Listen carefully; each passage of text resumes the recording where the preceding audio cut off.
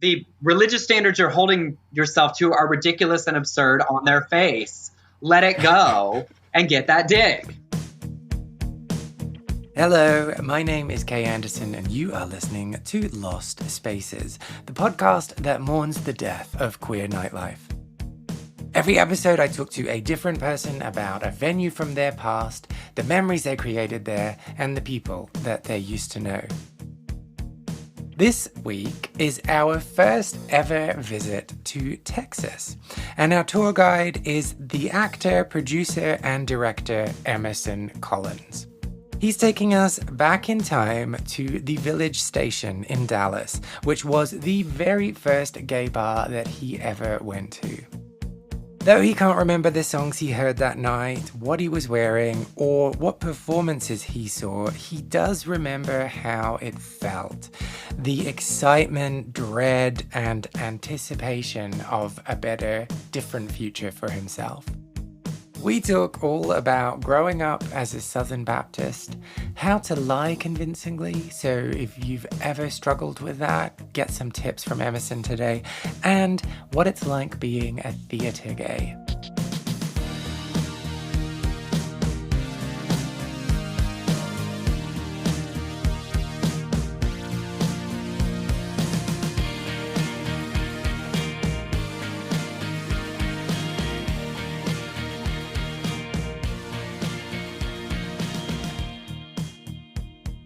So, Texas, big hair, oil rigs, lots of racism, and Destiny's Child. What else do I need to know about Texas? Honestly, at this point, that's it. You've definitely got it. You know, Beyonce and bigots, steers and queers. That is our people. The bigger the hair, the closer to Jesus. Is that why your hair is cropped quite short? Correct. I'm getting further and further away from Jesus as I go. Consciously uncoupling from him, yeah. Correct. The Southern Baptists I'm not allowed as close as I used to be. Oh, is it like the 2-meter rule? Uh-huh. Was it a 2-meter rule there? Every country seemed to have a different rule. Ours is 6 feet, which isn't quite 2 meters. You know, it's closer to 7 feet to get 2 meters, but it's the same principle stance. But you could possibly touch each other if you were stretching. Yes, if both of us reach out our arms and we're tall enough, you know, we can touch fingertips. Fingertips, as we would say here. So, like, obviously you don't have much to compare it to, but what is growing up in Texas like? It's interesting. I actually do have much to compare it to because when I was 16, I moved to Singapore from suburban Houston, Texas, and I finished high school there in Singapore. So there's a dramatic break in my developmental life. So the growing up in Texas part, I learned much more about it once I moved far away from it because I was the skinny kid with glasses and braces who sang in the choir and played in the band and acted in the church pageants. And in Texas, if you don't play football as an adolescent, you weren't really considered. What's a church pageant? Oh, it's a special thing. So if you get to a certain size church, there is usually in the Christmas season a pageant that acts out the Christmas story, the birth of Jesus. So I grew up at a church in Houston that was large enough. We did a pageant in December that started rehearsals in August. It did 20 performances that included like 50 sheep, a live camel walking through the church as the three kings bring their gifts to the sweet little baby Jesus, singing hymns, and a 500-voice choir. So wow. Christmas at my house growing up lasted 4 months of the year. That's a pageant. But they're against homosexuality and flamboyancy. Well, here's the thing. They're against homosexuality and they're against flamboyancy in certain circumstances because looking backward, a number of the men who were very involved with the pageant, I think were more than a little bit swishy, but they were just considered artistic. You could be artistic and love Jesus and you sort of got by with it a little bit. Just channeling all your energy into the camel. Oh, no, I didn't say that. No. So, not bestiality, but, you know, can't love Jesus. What else can you do? But it was sort of the world of like, they refer Friday Night Lights, the idea that, you know, football is king. And if you play you could be the D string, never playing football player growing up. And you are acknowledged, but those of us starring in the school musicals and the band and the choir, like, are basically not a person. So, and then so the contrast with Singapore. and then so it was interesting to move somewhere that was not religiously homogenous, was not racially homogenous, was not culturally homogenous. It still had all of the normal adolescent trappings of popularity versus unpopular. But there was a much wider range of reasons people were successful in school. I got cast in the musical when I first moved there my junior year, and people were like, come out with us. You know, who are you? What are you doing here? And it's like, I got cast in the musical, right? But we didn't have a football team. I mean, we did, but it was a soccer team, obviously. And so there was a difference to the hierarchy, and the experience of not having everyone be sort of white, Christian, Southern, religious, gave me a lot of room to flourish and spread my wings, not out of the closet, not yet anywhere near being on that particular journey, but just going to school where like there was no one dominant presentation or background, expanded my own point of view and sort of provided validation for the fact that I had thought there has to be more than this in suburban Houston, Texas. And there is. So I was going to ask that about like when you grow up in those environments and that's all you've ever known and that's, the norm and that's what's expected of people. Did you have that attitude of like, are you fucking kidding me? Like, is this it? Or were you more like, oh, there's something wrong with me because I don't fit in? It definitely went back and forth between the two. There's an element of like, this is unfair. The world shouldn't work this way. I mean, and obviously there is some exposure to the wider world. Because of Melrose Place. Yes, exactly. Oh my gosh, Melrose Place was definitely a show. I was not allowed to watch at my house, but definitely saw occasionally like with a babysitter, like, 90210 into Melrose Place on, I think it was Thursday nights, was a very exciting time. I was just so disappointed that they were like, we have a gay character in Melrose Place. And then he was the most boring, white bread, like no sexuality kind of person. Yeah. Oh, of course. Well, of course, all across entertainment, funny enough, early entertainment, it's a little bit like a culture. It's like, his big flaw is he's gay. So then everything else about him is like generically bland, vanilla, and boring. You might as well have a rice cake or styrofoam standing there because the whole personality trait was like, no, gay. That's a persona. Didn't you know? Gay, but non-threatening. It's just fair. Correct. Gay, but non-sexual. The Ken doll. The like, that cross he has to carry. He's gay. Bless his heart.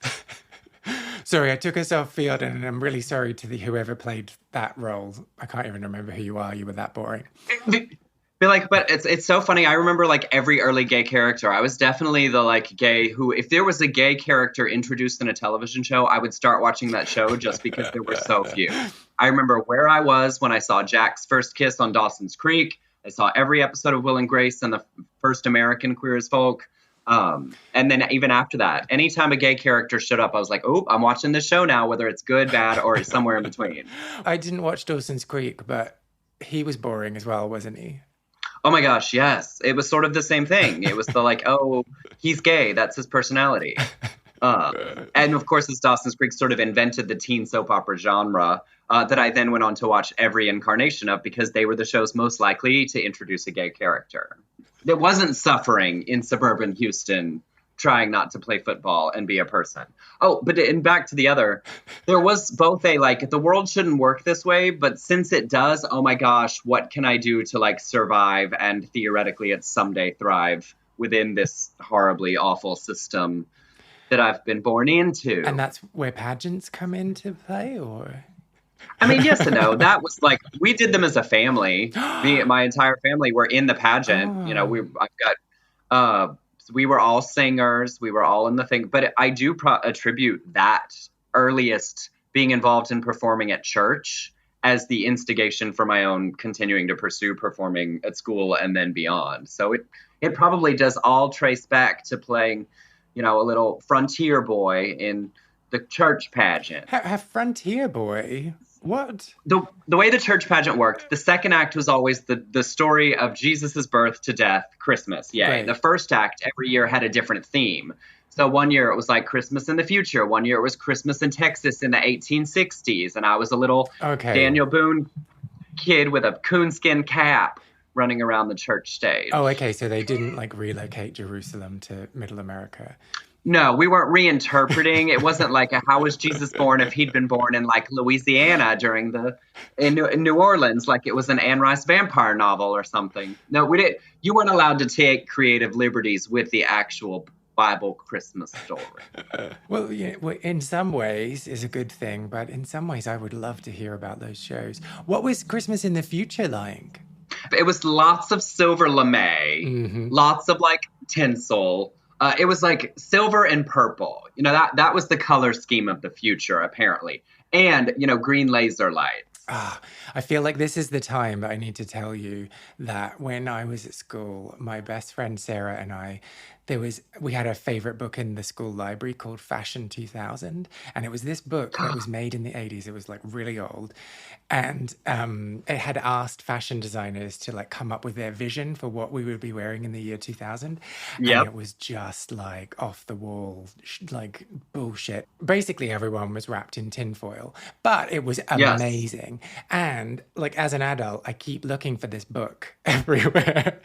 Trying to find it. I keep going on eBay, like maybe it exists, and it just doesn't exist. I just can't find it. And you can't find it. I feel like Sarah and I might have made it up.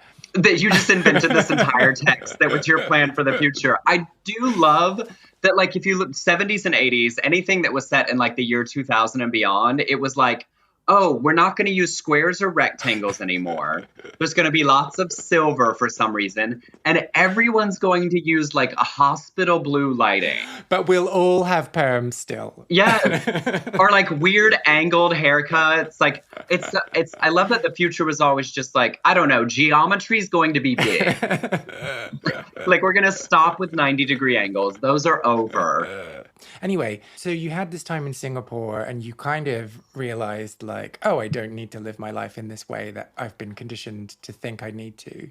When did you come back to the States?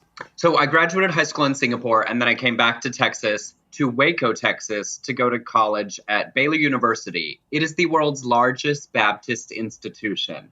So listener, if you were thinking that I moved overseas and threw off all the shackles and limitations of my adolescence in Houston, you'd be wrong. I went to college and those religious ones were just as heavy as they had been before we went overseas. So then what was the thought process? Of attending Baylor? Why there after I'd been all over the world? The real honest answer is it was free for academic scholarship. And I thought, well, if I want to be an actor after university, going out into the world to audition for things with $120,000 in student loan debt doesn't seem like a great plan. And Baylor is free, so I will go there. That was the like big motivation. And so then before going, like what were you thinking? Sorry. Well, what were you thinking? Like, I know this seems like a terrible plan. I really was, you know, for all of the experience that I got internationally and getting to travel all of Asia and how that expanded my worldview in many, many ways. The religious influence of like my own upbringing didn't wane. I went to church in Singapore and all of that. And so it's still very strongly in the Southern Baptist, very religious aspect still existed for me. And I wasn't at that point super tortured about like, oh no, I'm gay yet. You know, it was sort of like all of that got derailed when we moved overseas and I suddenly just got to travel. I was sort of sponging the world that was larger than what I had been in before. And it sort of got set a little bit to the side until I got to college, weirdly, because I considered going to schools in New York. I visited other places, but I ended up back in Waco, Texas, the giant family homestead. My grandparents were there. My parents had gone to school there. My uncle had worked there. And the fact that it was free, and I was like, great, I can make the best of this.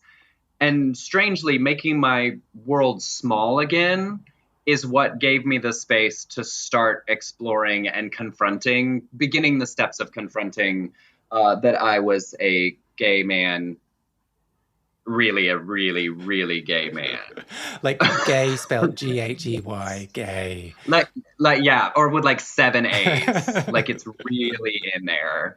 There's just a little extra ones at the end. And so were you excited to be going to university, or were you like, oh, this is familiar because of all of these elements and like this is just the next thing I'm doing? No, I really was. I definitely went through school as like the kid who I loved learning. Like I definitely was like the kid that annoyed other kids. I was like, I want to know stuff. I want to know everything about everything. And I think some of that weirdly is tied to the gay conversation because there was an element of like, I want to understand everything about how the world works, about how people work. I want to know everything I can. So I was definitely off to university with a like, I want to know stuff. I would have done probably 4 or 5 majors at the time if I had had the time to get it, to do it. And I think some of that was me unaware of the fact that I was searching for something else that I didn't yet have fully focused in my brain, like what that was. I think I was looking for either an answer, to the conflicts within me, that more understanding of more things might make that easier to deal with or to confront. It was not nearly as conscious as I'm describing it now, but as I look backwards, I think that there was something to my enjoyment of the pursuit of knowledge or whatever that is, that was tied to this, like, I'm uncomfortable with something in myself and trying to understand where and how I fit according to the parameters of the world I live in. Or distract yourself. And very much that too. Fill your time with other things. If you're too busy and too exhausted, you don't really notice that like you're not attracted to any of the girls that you're attending these functions with on the weekend. But you're a great date to any theme party. Especially future parties. Oh my gosh, yes. And so if we could just do quickly like Southern Baptism 101, what do I need to know? Well, part of what you need to know is that Southern Baptists only exist essentially because they were racist. Like once upon a time, there was just like Baptists. And then I believe when the American South and the Civil War, don't quote me on this, y'all can check the Google, but there are parts of like why it originally split off and why the General Baptist Convention of Texas split off that have to do with like the North-South Civil War splits. And I would say that it's the kind of Christianity that definitely focuses on form and public presentation over function. It's not liturgical like Catholicism or Presbyterians, but it's like Sunday socials. And it's very much cultural in the South. There's a lot of like heavy cultural influence of like you go to church on Sunday morning, then you go to lunch at the buffet, then you watch the football game, then you take a nap, and then you get up and go to work on Monday. But it's very pervasive, even if you're not a strong church attendee. So the teachings aren't all that different, but it's the tribe. Yes, and exactly. And it's very focused on the teachings that reinforce the existing culture. It's definitely the background of using the Bible sort of as a weapon to wield against those that are different, those that stick out, the clobber verses against homosexuality. And it's that long line of history of, the Bible being used to reinforce slavery, to reinforce racism, to oppose interracial marriage, to oppose homosexuality, to oppose trans people. It's all of that. There's a lot of that. Yeah. And then so being at that university, were those messages kind of reinforced to you, or was that kind of just not brought up that much? It's interesting because I've thought back, I know some people grew up places where like the anti-homosexuality was definitely loud in their church. I didn't go anywhere where it was that. It was more just understood in the sense that was not acceptable. It's not like I heard sermons all the time preaching about gays going to hell particularly. It was more just pervasively understood that was not acceptable. Yeah. And at college, it's not like everybody has to go to church together or anything. So it's more just you end up with a homogenous group of people that all come from the same background. And that just sort of continues. It was not that it was really that different from any other university life. There was just more dogma included in the like highest levels of why the university exists. But there's plenty of people out getting hammered on Saturday night and then rolling in bleary-eyed to a church somewhere on Sunday morning. Okay. And so then at that university, was there much diversity? I mean, obviously I know what everyone's background was, but did anyone take it as an opportunity to be like, I'm going to be me from now on? And like, did you see any of that? There was not as much as other universities. I think the like wide demographics of like racial and certainly religious makeup would be smaller than most places. But like in the theater department that I joined very quickly in my sophomore year, we had 2.5 homosexuals. And by half, I mean one of my dearest friends in the whole world kept going in and out of the closet through the course of Oh, college. okay. So it wasn't just that his bottom half was gay. No, and it was, it's like a mermaid, only the top half. The bottom half is still straight. Oh, well, that's useless if the bottom Well, half is straight. exactly. I guess you could give blowjobs. So, I mean, that must have been tiring to keep up with. Yeah, it certainly was. And it was for me. As I got further and further into college, it became more and more sort of undeniable.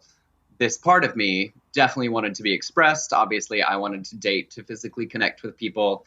And it carried so much guilt and shame that I reached a point where I realized, moving sort of dramatically, but I reached the point where the conflict in me was so big and so strong that I was like, I'm either not going to live much longer for the amount of like guilt and shame that I feel about this, or I'm going to accept it. Like, it definitely reached the sort of fork in the road of this is going to kill me, or I'm going to like deal with it. Mm-hmm.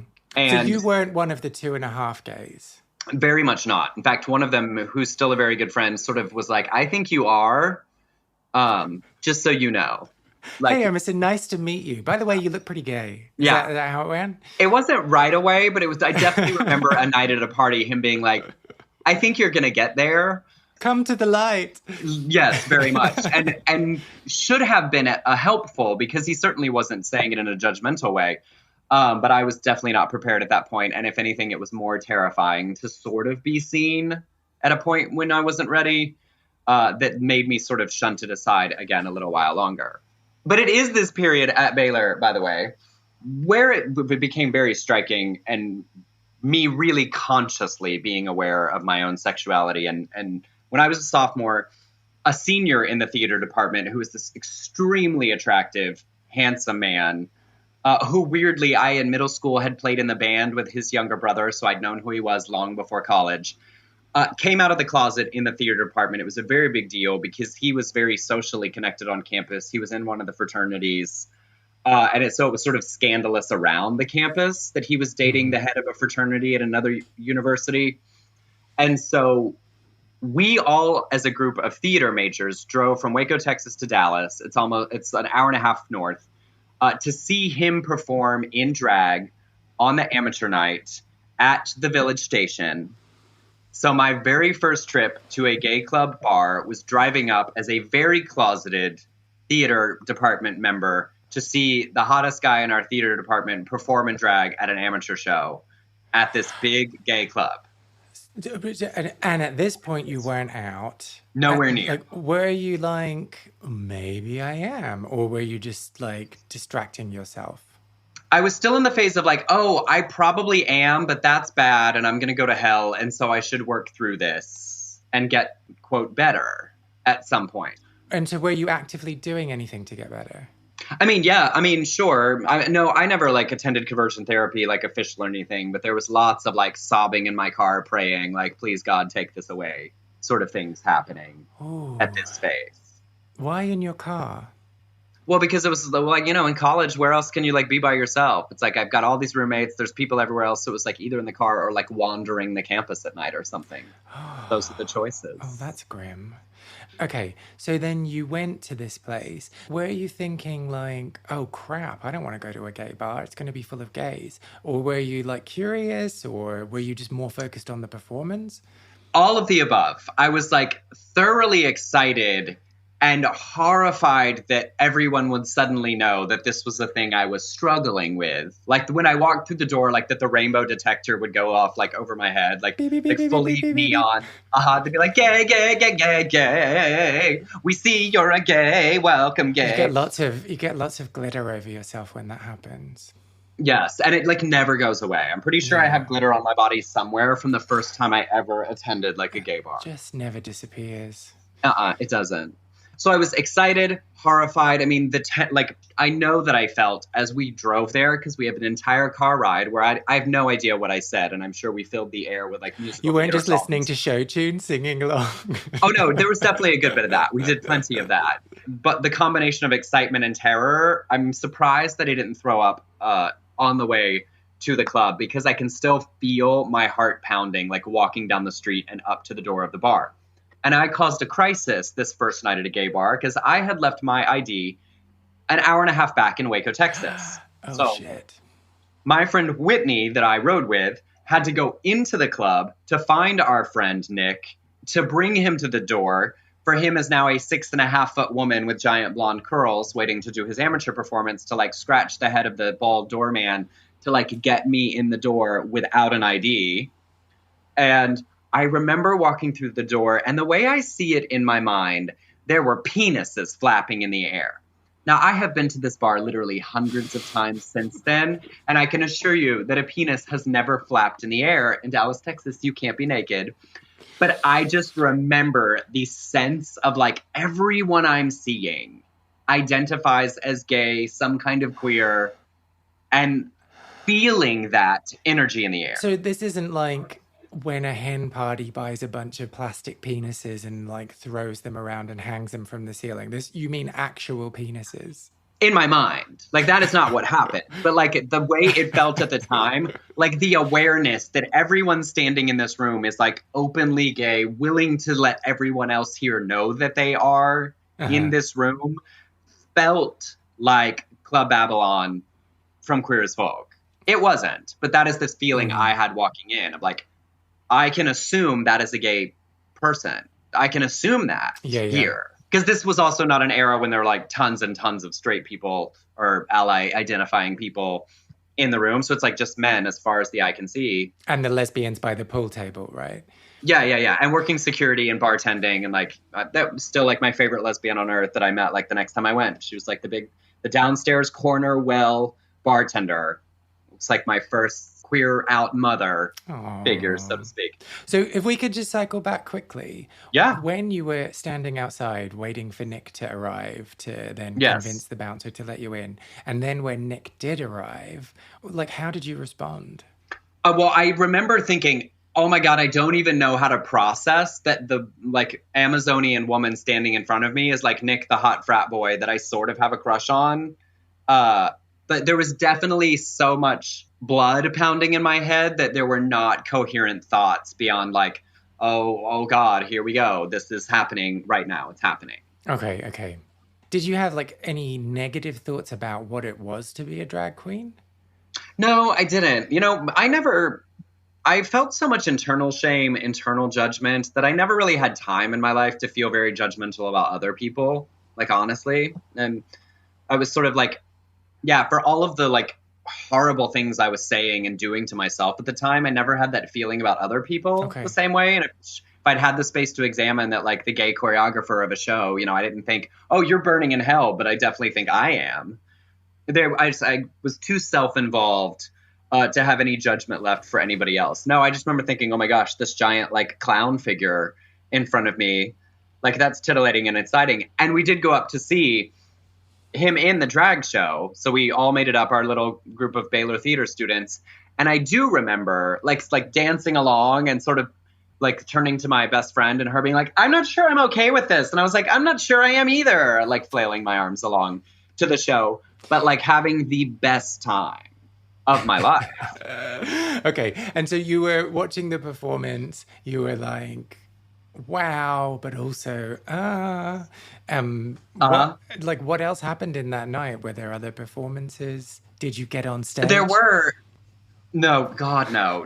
My fear of like drag queen microphones and spotlights definitely started this night where I was like, oh, please don't come talk to me. Please don't ask me a question. I still vaguely have that sense today, despite the number of drag queens that I know personally and very well. There's still a part of me that's like, please don't talk to me. Please don't include me in your crowd work. So do you have a tactic to avoid them forcing you to join in? Yeah, don't sit in the front row. Always sit in the like second person in your group. And never look at them when they're scanning the room. Oh, see, I think you should look at them. I think you should look them dead in the eye and be like, not me, move on. Because if you look as though you're like, oh, please don't look at me, then they can smell it. They know. Yeah, you have to do it nonchalantly, though. You have to just sort of happen to be like talking to your friend. Yes, if you're obviously avoiding, but also that like direct eye stare challenge can invite it just as much. They're like, oh. But not if you like take your finger and you take it across your neck, like you're threatening them.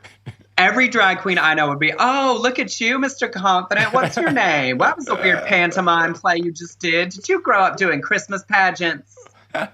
So, but it's funny because, you know, with the way memory works, it's so strange because, like, I know other people performed that night, obviously. I mean, we watched a whole show. I don't remember anyone else in the show. I remember Nick and what felt like 80 pounds of Dolly Parton-sized blonde hair as an Amazon woman. Did he look busted? No, he looked great. Somebody painted him. It was very he had clearly been going out up there, and someone was like, oh, honey, I'm going to put you in drag for the first time and you can perform on amateur night. No, so he looked good.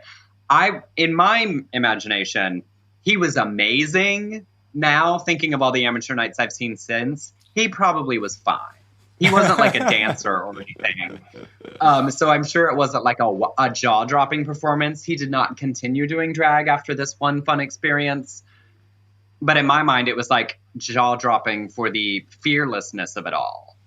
Mm-hmm. And I've been a huge fan of drag shows ever since. I'm thinking about how much freedom that gave to the sort of swishier, more feminine aspects of my own self. I definitely loved drag for that. The celebration of like people that are truly femme, people that are sometimes, all of the things about me that did not fit the Texas masculinity Marlboro cowboy man is definitely what drew me to drag. That like fearlessness of leaning all the way in, being a gay man. I'm going to fully dress as a woman and I'm going to swish and kick, and all of those things are now strengths. Standing on stage in the spotlight, you know, years and years after having healed the trauma of all that, I know it's still why I love drag so much. It's why I always have. Mm. And then you watched the performance. When all of the performances were over, did you mingle? We didn't. I know that like we all were like, yay, you were so great and whatever. And I think we might have danced as a group for a little while, but I don't remember the car ride home at all. Oh, okay. The memory of that night is very much in the like arrival, unable to get into the club, seeing him perform.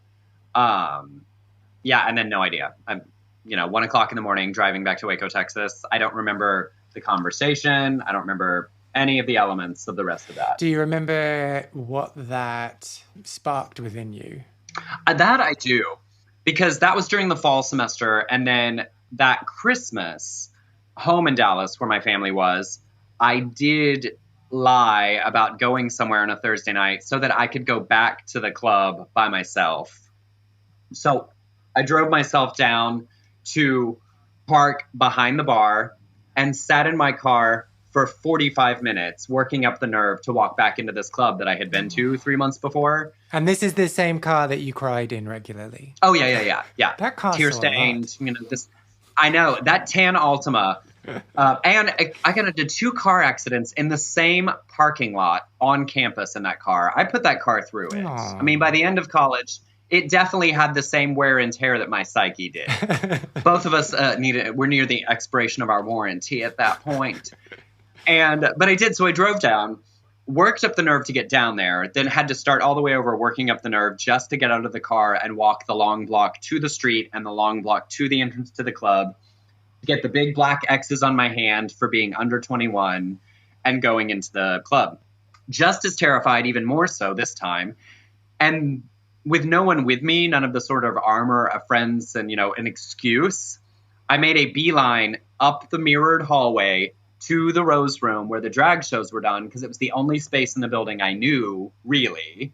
And I had that feeling of, if I stop moving, people are going to know, or I'm going to look like I don't belong, or someone's going to talk to me, and I'm definitely not ready for that. So I ran up the stairs to the back of the Rose Room, hugging up against the big mirror hallway wall to watch the drag show. Lights go down, and I sort of could finally let go of the breath I'd been holding.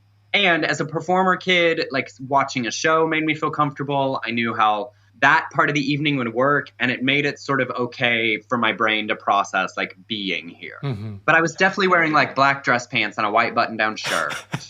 What kind of shoes? Definitely, I was probably in just, like, black dress shoes. It was like, I don't have any cute club clothes. But so hang on, what was the lie you told your parents?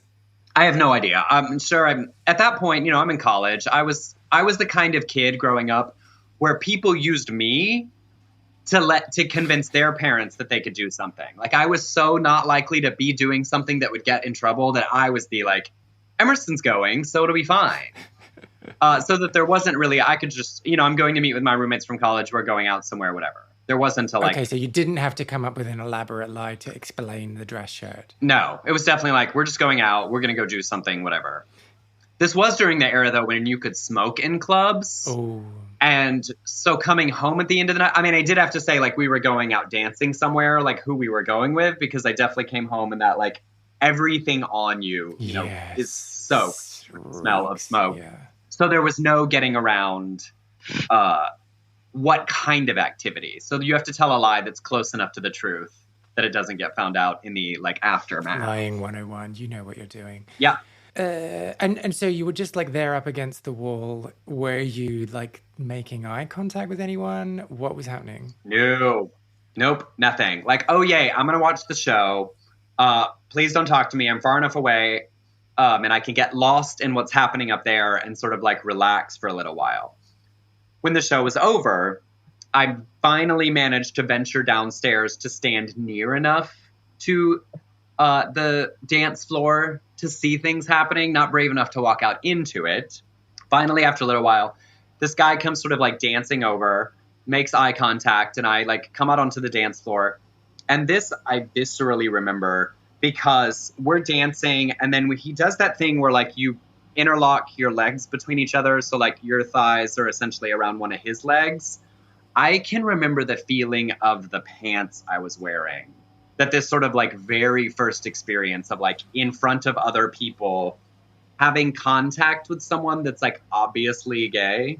Like if anyone looking can see this is gay. And I remember the like excitement and thrill of that, of like literally just our thighs touching and then your torsos like up close to each other. Like I remember it. So hang on. So was it that like you were caught in this moment with him, or were you like hyper aware of everything that was going on around you? It's funny because in that moment, it actually all just lasered in. And I was like, finally managed to sort of crest for that moment. The like, I want to be doing this. Like, this feels very good. This is very exciting. Like, whatever anybody else is seeing. And like, I don't have the energy to notice anyone else anymore. Because now all I'm thinking about is like our thighs touching as we like dance. That he's like holding on to my thigh with his two legs. My whole world has become this like physical touch, because it was the very, very first time ever, like publicly, physically engaging in a way that was definitively gay. And did it lead to one of my favorite pastimes, which is snogging on the dance floor? It did not. We got like very close, and then I had to like, oh my gosh, this is like too much and entirely overwhelming, and sort of like, oh, it was so nice to meet you. Okay, bye. I gotta go, and like all but running out of the club. Like it was like, that was really exciting. Oh my gosh, this is too much. I have to go. Oh. So then at this stage, like a few months has passed since your first time there. Were you more comfortable with the notion that you might be gay, or was it still like, Yeah, it's not that I was more comfortable with it. It's more that it was more undeniable. Okay. The conflict was not particularly less, but like my own like hormones and desires and things are now pushing. It's that weird push-pull of like, oh, wow, I want to do this. Oh, my God, I shouldn't have done that. Yeah. You know, it's like the urge fights through, and then the like guilt and shame like lands just as heavy right behind just it. after you come. Yeah. Literally that. The like running and crying, but like you've got a boner still. So like, what is happening? And one other piece I forgot, before I worked up the nerve to go out onto the dance floor, this guy had come up and he was like, hey, you're really cute. Thanks. Oh my gosh, you're talking to me. That's terrifying. We're having this Christmas party. You're young and cute. You should come. This is the address. This is where it'll be. It's later this week. That was the whole interaction. Yes. I look back and I think he saw me like so terrified because he was a little bit older. He might have been like late 30s at the time. And I think he probably knew what was happening, because I certainly in the years since have seen people and been like, I know where you are. And good for you. You're like, you're getting there. You're doing it. Or he was trying to scoop you up before anyone else did. Or that as well. Like, yes, you're new and terrified and yay. But so he told me about this Christmas party. So after this night of running out of the club, after like that was too much, this sweet man Bill that I danced with for a moment, like a week later, because we're still on Christmas holiday break, comes the night of the Christmas party. And I decide I'm going to go see what's happening with this. So make up some other lie, blah, blah, blah, going to a Christmas party with these people. It doesn't matter. There's no way for anybody to check on it. And so I drive 45 minutes away, like from Dallas halfway to Fort Worth. In Texas, it's a metroplex, but there's like a good distance between them, to like some random house. But I like fully am like headed 20 miles out of town to this house. Same thing. Get to the Christmas party, sit in the car like 2 houses away, trying to like watch like who's going in. Like, am I ridiculous for wanting or for agreeing to go to a party at a house where I literally know no one? I see like a few people straggle in. Nobody looks like a serial killer. Okay, great. Okay, what does a serial killer look like? I don't even know. But, it's like that, oh, nobody looks like terrifying and sketchy. You just look like regular people going to a Christmas party. That's what a serial killer looks like, to be honest. And that's the problem, is they really do actually look like everyone else. That's what I found. But nobody looked overtly, stereotypically terrifying. Just regular homosexuals headed for a homo party. And so, once again, after like an hour of sitting in the car, I only managed to get out of the car by being like, you're an embarrassment if you turn around and drive 45 minutes home. Like if you just wasted an hour and a half and did nothing. Oh, so wait. So going back to the Southern Baptist 101, shame plays a big role. Yes. Okay. Absolutely. Right, but by this point in my life, I'd learned to use shame in the opposite direction as well, right? It's like there's the shame, there's the external shame, and now I'm literally shaming myself into getting out of the car. Like the stereotypical masculine, I could use that against myself as well. Like that, don't be a pussy. That thing that people said in like middle school, that horrible like taunt.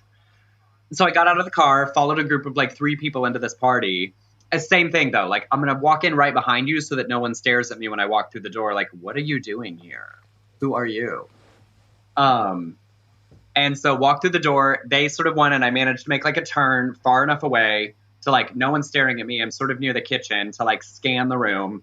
And of course, no one's paying attention to me. I laugh at how much time we spend worrying about what other people think of us, when most people are really only worried about themselves for the same reasons or because they're narcissists and they don't care, But it was such a validation that I went to this party, because very quickly into the party, I scan and I see Bill, the guy that I had danced with the week before at the club. So here I'm 45 minutes away at a homo Christmas party, and there he is. The same man. And I was like, well, I don't know what this means, but this seems good. I can talk to you. I sort of know you. So he wasn't pissed at you for running away then? No, because it's not like I like ran off the dance floor like Cinderella leaving a glass slipper. We just sort of like, moved on through the dance floor evening, and then I disappeared. Okay. I know there was commentary on like, I lost you that night. Oh yeah, I gotta go. And through our conversation, we discover that he lives back in Dallas, 45-minute drive in the apartment complex that's practically catty corner to my parents' house. Oh. So we had both driven the same 20 miles across town to this Christmas party, only to be headed back to the exact same place. So I took that at least as a sign. And we hooked up back at his apartment complex after the ho Christmas party. It was very thrilling and titillating. Yeah, I imagine so. So you left the party together, I'm assuming, and each got into your cars and then drove back. Yes. What were you thinking when you were driving? Oh my God, oh my God, oh my God, oh my God, oh my God, oh my God, oh my God, oh my God. Like that was definitely as coherent as it got at the time. No, at that point it's, in the shame spiral cycle, we're definitely still like riding a crest of like, oh my gosh, the super hot, cute guy that like danced with me. And there he was at the party, and oh my gosh, this is happening. This is going to happen. This is going to happen. We're now fully into the positive pendulum hormone swing, so that I was not driving back thinking, oh no, I shouldn't do this. Oh, okay. We weren't there. We were. So you weren't like flicking between the two options on the way? Not at that point. At that point, you're definitely into like 20-year-old hormone overdrive. Yay, we're doing this. To the point where I parked at his apartment complex. It's of course the middle of the night, and there's nowhere for me to park. So I park in a fire lane. Red paint on the sidewalk where like you can't park so the fire trucks can. And I come out at 2:30 in the morning to go home, and I have a parking ticket from parking in the fire lane in his apartment complex. That the next morning I have to like tap dance to explain to my parents how I got a parking ticket at an apartment complex that's like 100 meters from their house. And I definitely went with some sort of like, I don't know, a friend of Aaron's like lives over there, and we were all hanging out and I wasn't paying attention to the time, and they said it was fine, and Oh, you are good at lying. No questions were asked. I believed that. Well, I always describe it this way. The trick is to always, always, always, always tell the truth. So the one time you need to tell a really big lie, everyone believes you. And, you know, it's that old thing of like when people go to tell like lies, it's the details that get you into trouble, right? It's over-explaining. If someone over-explains something to you, that's when you start to go, why are you telling me all of this? Like, I didn't think anything of it until you started making it a thing. I don't know. Maybe my parents knew I was lying and like didn't know why or what about and let it go. I feel like we always see how we presented ourselves as far better than it actually was. But the truth is you came in smelling like sex and they were like, oh, yeah, let's not ask. No, we're not walking around my parents' kitchen like mixing sex smell with the eggs and bacon in the air. Well, okay, so what happened with Bill? So we hung out a couple of more times that Christmas break at the club, at his apartment, and then I went back, you know, for the spring semester at university, and like we didn't talk anymore. It was like a whirlwind holiday romance and done. And also, but then in my like own cycle, it was like, oh, nope, back to, oops, that was bad. That was a mistake. Back to like focus on school and things and whatever. And it was like, slam that into a vault and put it away. And not like, oh, I'm not gay. Just like, oh yeah, I am gay, but I should be like doing as little gay activity as I can. Yes, we're definitely sort of moved into the like, oh, I probably definitely am, but I cannot be. So we've now shifted from like, maybe I won't be, please don't be, into like, oh yeah, but like, no, can't do that, can't choose that. And so did that involve lots of crying in your car, or were you just kind of like throwing? I realized that I said crying in my car once, but it wasn't like a daily thing. Every 2 days? Every 3 days? No, but probably bi-weekly. But weirdly, that part of it, like as it became more conscious, and of course the struggle became more apparent, like as I finished university, that aspect of like really front of the mind sort of self-torture of it all did get stronger towards the end before I like finished and moved out. Because in the summers I worked in theaters here in Dallas. And so that gave the opportunity then to every once in a while also like sneak out and run off to this same club, the Village Station, on a Thursday night to see the drag show on Under 21 night and hang out for a while. But it wasn't until I finished university and actually moved to Dallas that I started like moving sort of actively into like coming out of the closet. There just was not the space for it at university. And so this was like this. So this was immediately after university.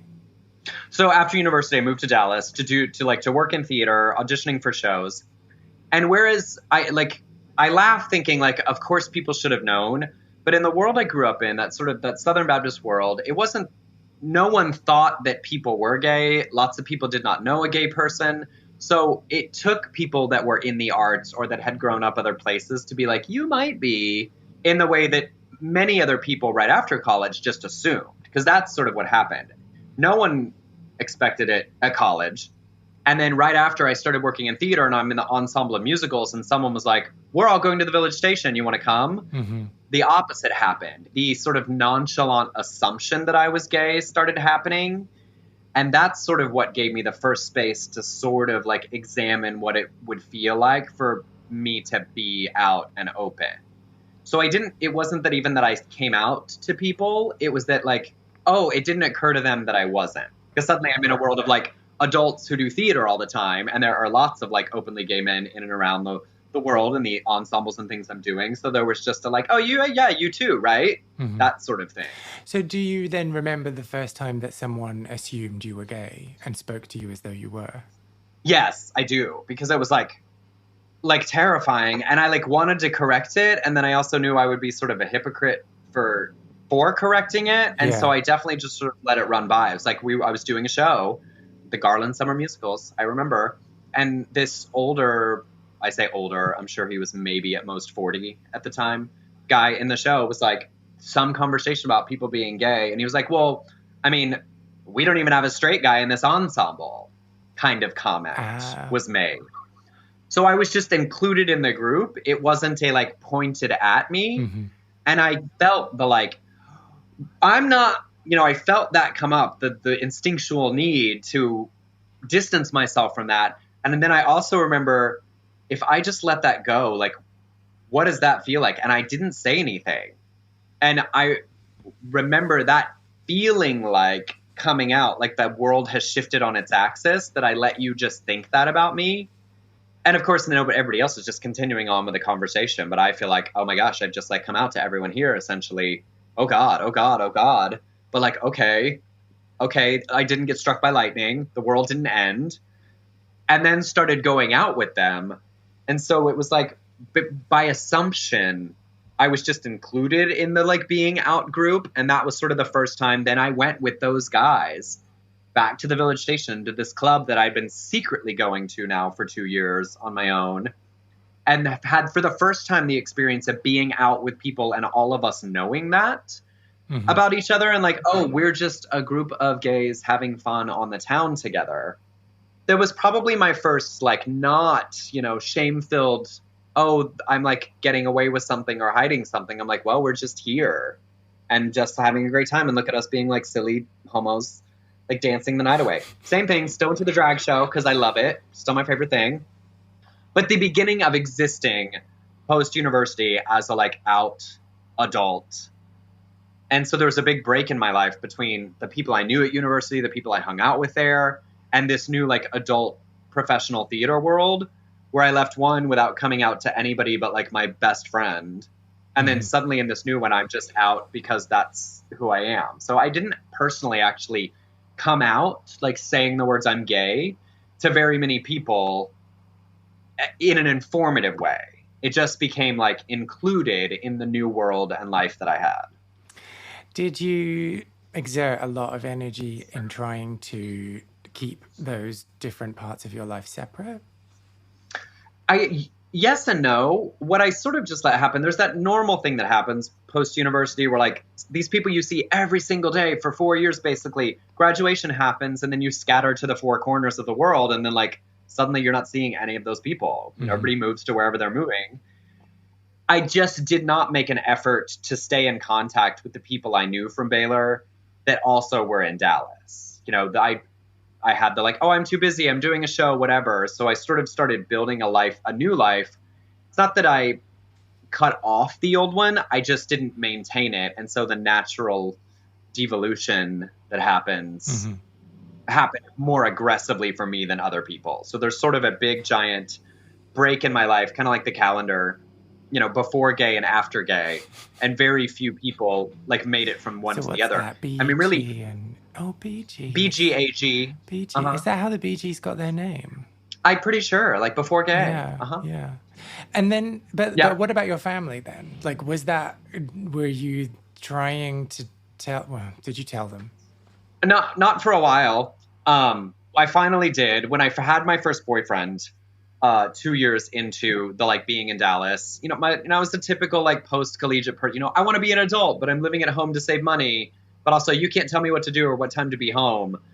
Like the normal post-adolescent parent-child conflicts, it wasn't like gay specific. It was more just like, you can't, tell me what time I have to be back here.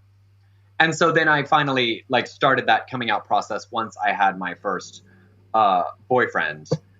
Because it was like, oh, well, now you sort of need to know. Because now I'm going to go start, like, I'm spending the night at this like same person's house over and over. So. And how did it go? That went fine.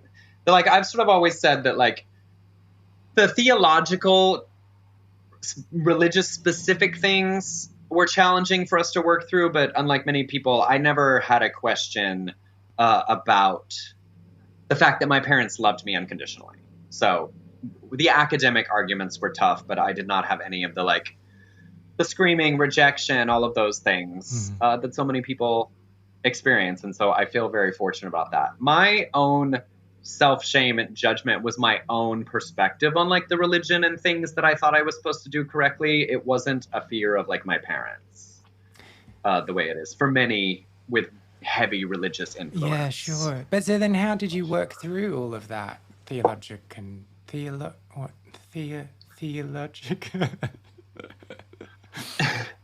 religious bit?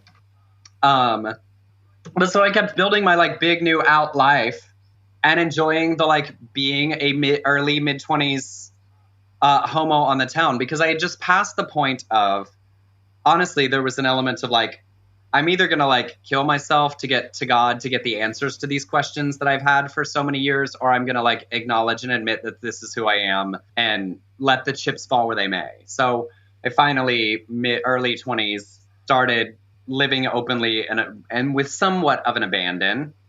And it was the world of like doing all of theater and being with so many people that was different than the like conservative culture of my school and college that gave me the space to do that. And it all came to a head, speaking of the theological implications. The Uptown Players is a theater company, a gay-focused, LGBT-theme-focused theater company in Dallas, and they were doing a production of a play called Southern Baptist Sissies, written by Del Shores. He's the creator of a big gay Southern franchise called Sordid Lives. And I auditioned for this play, knowing that literally the title, I was like, I have to read this. I mean, it's my own life experience in the title of the play, being like a gay growing up in the Southern Baptist Church. He was the son of a Southern Baptist preacher, and he had written this play about 4 boys growing up in the Southern Baptist Church who are all gay and how they respond to it. One of them grows up to be a drag queen. The sort of thinker, angsty writer is the narrator. One of them ends his life, and one of them tries to be straight and marries a woman. And so all of my own personal life development issues, my theological concerns, my starting to live as an out gay man, all came to a head in choosing and then getting cast in this play. Because literally my own internal issues were in the text of the play. I got cast as the drag queen character. I was terrified and excited. Drag from the Village Station being my very first love of like big gay public performance. And I got the thigh-high hooker boots for the Shania Twain number that I would need to perform in the middle of the show in drag, walked up and down the street in front of the theater learning to walk in the heels, and leading to this giant, like, sort of personal catharsis that was the actual production of this play. As an advertisement for the play, we went and performed one of my drag numbers on the stage at the Rose Room at the Village Station, where I had watched all of these queens perform. So it was a big, like, full circle standing in my sort of own gay power, so to speak. And as an actor, I'd played all these male ingenue roles. I'd done all these like small, wide-eyed boys in theater shows. So the like artistic risk, the personal risk, the sort of loudly proclaiming who I am that doing this play did, it was sort of a pinnacle of my personal development in many, many ways. Looking backwards, there was this giant moment sort of in my life in doing this play where I said, fuck it, I'm moving forward. You know, this is who I am. It is who I am. It is who I will be, who I will continue to be. And like doing the show was sort of the final like planting of the flagget, if you will, in my life to be like, yeah, this is undeniably, unequivocally, even finally proudly me. And so in it, I got to go back and perform at the same club I'd watched all those girls perform at. And the personal bravery, what it took for me to like do that play and know that all of my friends from college and people would see the title of the play on Facebook and various things, also led to like how I moved to Los Angeles. So, you know, sometimes confronting our big, giant, terrifying internal demons is rewarded. And mine was legitimately directly rewarded as a result of doing this play. And so all of those questions were questions that you asked yourself, like, you know, will people find out about this? What are they going to think? How am I going to navigate that? Yeah. But also, and then I reached the, like, I don't have to care. I don't have to worry about it anymore. You know, I didn't come out to any of those people particularly. I came out to 2 of my closest roommates from college. Right after I moved to Los Angeles, I came home for Christmas, and I came out to both of them at one of their weddings, like my 2 freshman year roommates. Like, we're sitting in the wedding, waiting for the wedding to start, and I'm sitting next to one of them. I'm going to make this about me. Literally, I was like, if I, like paint the picture of, like, the narcissistic coming out journey. Because we're sitting there waiting, and there's a little bit of quiet. He turns to me and is like, it's really quiet. And I was like, would this be a great time to tell everyone I'm gay? And he definitely did that, like, guffaw laugh and then, like, cover your mouth. And he was like, oh, my God, yes, please do. Please do. But literally, that's how I came out to him. It was like sitting waiting for our other roommate friend to get married. And then at the end of the night... Oh, so you didn't wait until does anyone have any objections? But I didn't do it as an objection or as a toast. So I feel like it was like reasonably only partially did I make it about me. But then I felt bad because the other one who I dearly loved, I was like, well, I came out to one of them. And so it's like the end of the night, reception, everyone's like dancing and I have to leave so I can drive back to Dallas to get on a plane to go back to LA. And like, we're literally dancing goodbye. And I was like, by the way, I came out to Finna and like before the ceremony started. And I know it's weird to say it at your wedding day, but I'm gay and I didn't want to like leave without telling you. So bye. And I talked to him recently and he and his wife, who I know and love very, very much as well, they still laugh about it. He said we still like bring it up and laugh that it's like our like wedding reception. You're like, by the way, I'm gay, bye. It's like, I'm glad you laugh at it instead of saying thank you for making your reception about your like own personal tragedy, this 3-act play that you've like written for your. And again, it's back to that nobody cares. I mean, I'm sure there's some judgmental bigots from my past, but I've also learned there are a number of people who have said over the years, I wish you'd given me the room to be better than you expected me to be, you know, to be more accepting, to be more understanding.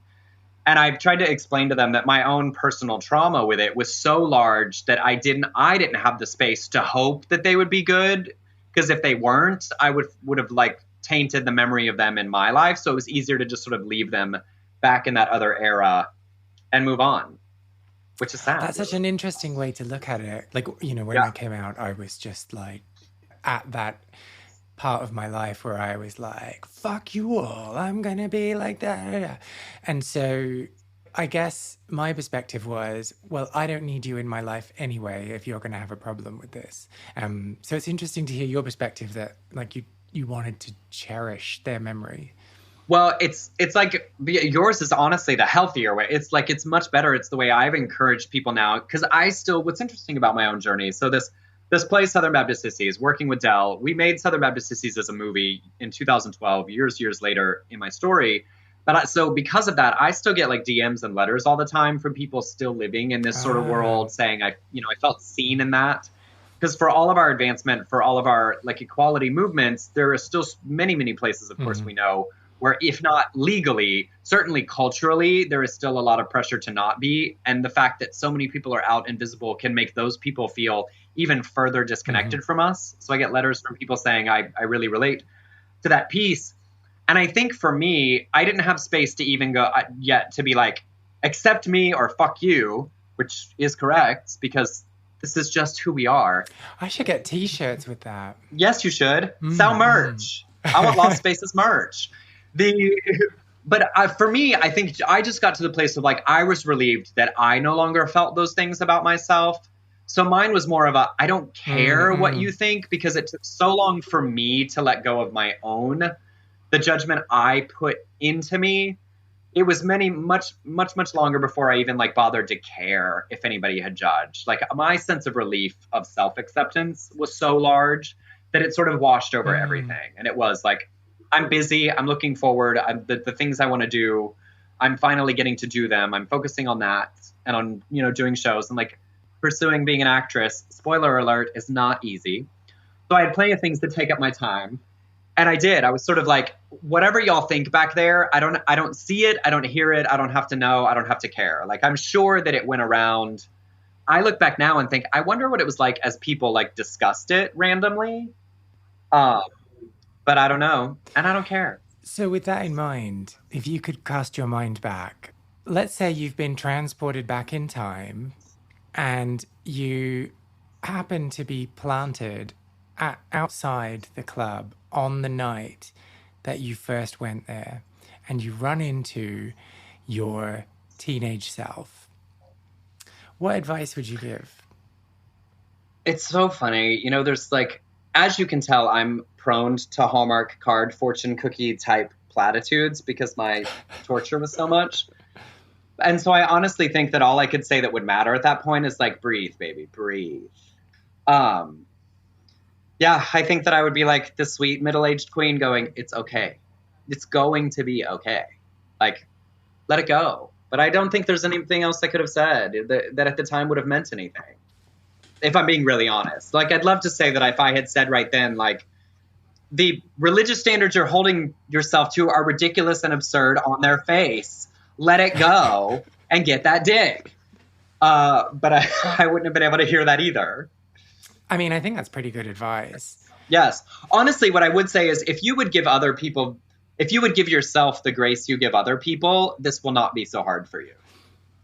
So I look back at how much I wasn't bothered by other people, that I didn't look at people with the judgment that I was so afraid of. That, yeah, if I'd just been willing to give myself the same room to like screw up, and that it would have been so much easier. But all of my work's been informed by the trauma I personally experienced. So, I've made good things out of it as well. Do you have any memories of the Village Station or of your own queer scene that you want to share? Well, if you do, I would love to hear all about it, so get in touch. Find me on www.lostspacespodcast.com. Go to the section Share a Lost Space and tell me all about your scene, the memories that you had there, and what you got up to.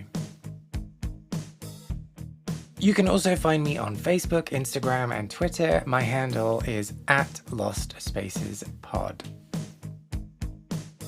Find out more about Emerson at his website, emersoncollins.com, and follow him on Instagram. His handle there is Emerson Collins, and Twitter, his handle is actually Emerson. I'll make sure these are all in the show notes. Lost Spaces is not only a podcast, but a concept record as well. I have been writing songs about queer venues and the memories that they have left behind, and I'm going to be releasing songs over the coming year. You can hear the first single, which is called Well Groomed Boys, and is also playing underneath my talking right now on all good streaming platforms. If you like this episode, I would really appreciate if you helped to spread the word. So leave a review on Apple Podcasts, tell people, share it with someone who you think might be interested in giving it a little listen to. I am Kay Anderson, and you have been listening to Lost Spaces.